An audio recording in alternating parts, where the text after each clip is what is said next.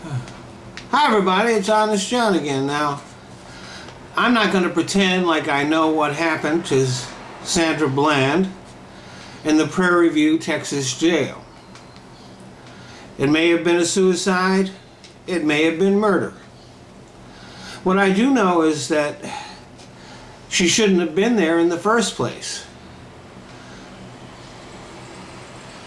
A very important question that has not been asked is why Officer Brian Encinia decided to pull her over. The official explanation is that she changed lanes without signaling. But when Officer Encinia turned his car around to pursue her, she was doing nothing wrong.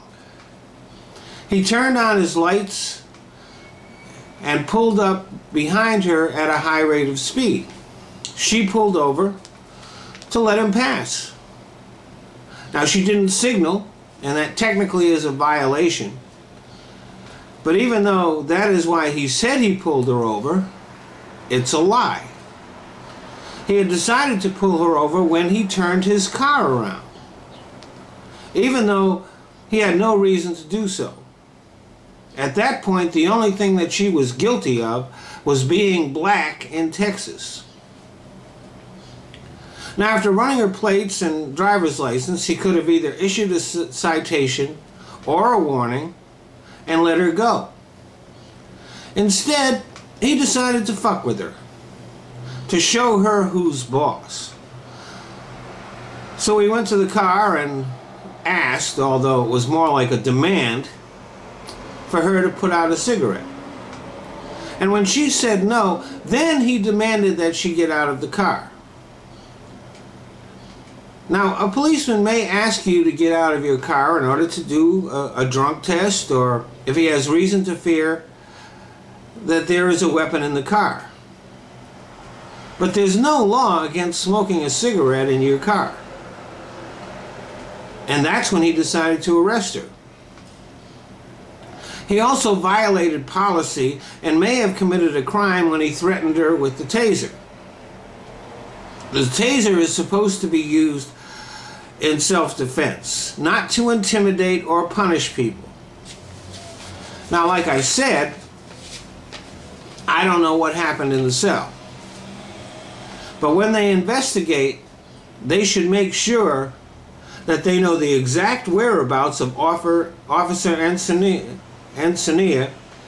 at the time of Ms. Bland's death.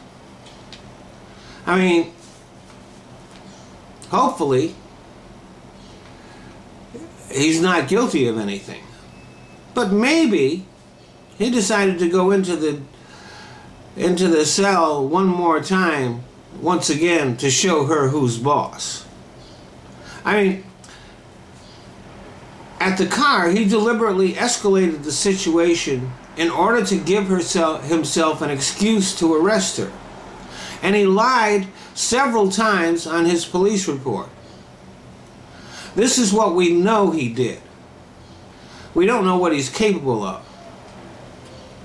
But he's just another example of the arrogance and the behavior of police that borders on criminal behavior that has become very common in the United States today.